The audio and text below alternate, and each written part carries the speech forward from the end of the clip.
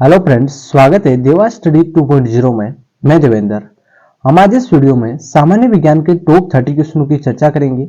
आप किसी भी कॉम्पिटिटिव एग्जाम की तैयारी कर रहे हो तो आपके लिए वीडियो इंपॉर्टेंट रहेगा, क्योंकि सारे क्वेश्चन इंपॉर्टेंट और सिलेक्टेड है।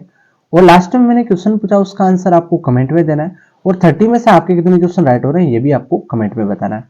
आज हमारा टेस्ट नंबर 5 है। टेस्ट नंबर 4 तक नहीं देखा तो आप चैनल पेज की प्लेलिस्ट में जाकर देख सकते हैं। ठीक है, सारे क्वेश्चन इंपॉर्टेंट और सिलेक्टेड है। पहला क्वेश्चन है, नीली क्रांति किससे संबंधित है? नीली क्रांति किससे संबंधित है? साथ में आप भी आंसर दे सकते हैं। नीली क्रांति किससे संबंधित है? खाद्यान्न उत्पादन, तेल उत्पादन, मत्स्य उत्पादन, झींगा उत्पादन। तो साथियों इसमें आपका राइट क्या हो जाएगा? मत्स्य उत्पादन। नीली क्रांति है, ये किससे संबंधित है? मत्स्य उत्पादन से। ये क्वेश्चन बार बार एग्जाम में पूछा जाता है।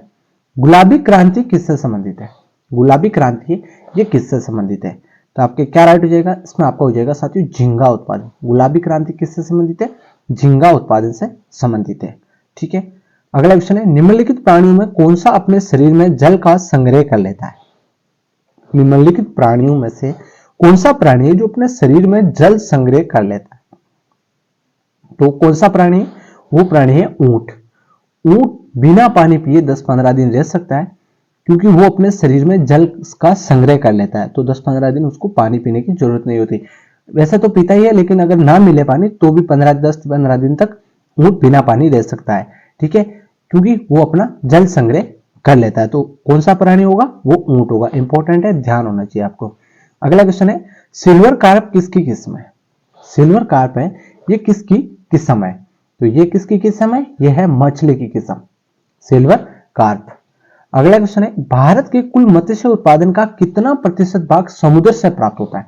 मत्स्य उत्पादन का कितना प्रतिशत भाग समुद्रों से उत्पादन होता है या प्राप्त होता है? तो राइट हो जाएगा साथियों 50% है, वो समुद्र से प्राप्त होता है मत्स्य उत्पादन का।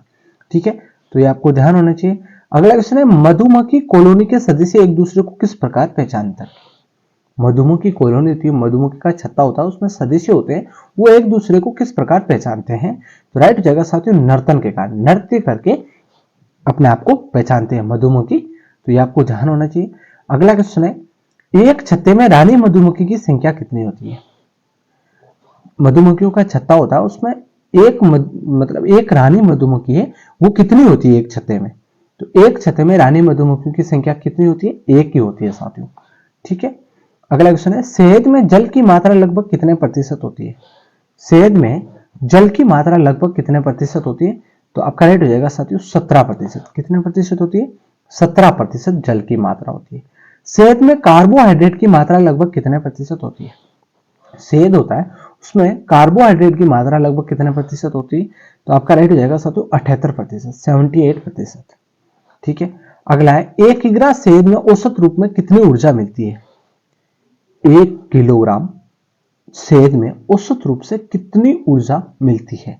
तो 1 किलोग्राम में साथियों 3500 कैलोरी ऊर्जा मिलती है। कितनी मिलती है? 3500 कैलोरी। 1 किलोग्राम शहद में, 1 किलो शहद में औसत रूप से कितनी ऊर्जा मिलती है? तो 3500 कैलोरी। ठीक है, अगला है, ऊंट अपने कुबड़ का उपयोग किस कार्य के लिए करता है? ऊंट है, उसके कुबड़ होता है ऊपर, वो अपना कुबड़ किस कार्य के लिए उपयोग में लेता है? तो आपका क्या राइट हो जाएगा इसमें? इसमें आपका राइट हो जाएगा वसा के संग्रह के लिए। ऊंट अपने कुबड़ का उपयोग किस कार्य के लिए करता है? वसा के संग्रह के लिए कार्य करता है। श्वेत क्रांति किससे संबंधित है? श्वेत क्रांति है, ये किससे संबंधित है? तो राइट हो जाएगा दुग्ध उत्पादन से। श्वेत क्रांति दुग्ध उत्पादन से संबंधित है। भारत में श्वेत क्रांति के जनक के रूप में कौन लोकप्रिय है? श्वेत क्रांति के जनक के रूप में कौन लोकप्रिय है? तो राइट हो जाएगा डॉक्टर वर्गीज कुरियन है, यह श्वेत क्रांति के जनक है। इंपॉर्टेंट क्वेश्चन है, ध्यान होना चाहिए। अगला, भारत में श्वेत क्रांति की शुरुआत किस वर्ष हुई? श्वेत क्रांति की शुरुआत किस वर्ष हुई? तो आपका राइट हो जाएगा साथियों 1970 में। कब हुई? 1970 में। प्रति व्यक्ति प्रतिदिन दुग्ध की उपलब्धता होनी चाहिए। प्रति व्यक्ति के लिए प्रतिदिन दुग्ध उपलब्धता होनी चाहिए। तो राइट हो जाएगा साथियों 280 ग्राम प्रति व्यक्ति प्रतिदिन दुग्ध की पीना चाहिए, या उसको खाने में या कैसे भी दूध लेना चाहिए। प्रति व्यक्ति प्रतिदिन दूध की उपलब्धता 280 ग्राम होनी चाहिए। ठीक है, अगला है, दूध का घनत्व किस यंत्र से ज्ञात की जाती है? दूध का घनत्व किस यंत्र से नापा जाता है, किस यंत्र से ज्ञात किया जाता है? तो आपका राइट हो जाएगा साथियों लैक्टोमीटर के द्वारा। किसके द्वारा? लैक्टोमीटर के द्वारा। अगला क्वेश्चन है, दूध में कौन सा तत्व कम मात्रा में होता है? दूध में कौन सा तत्व कम मात्रा में होता है? तो आपका राइट हो जाएगा साथियों दूध में कोबाल्ट कम होता है। क्या होता है?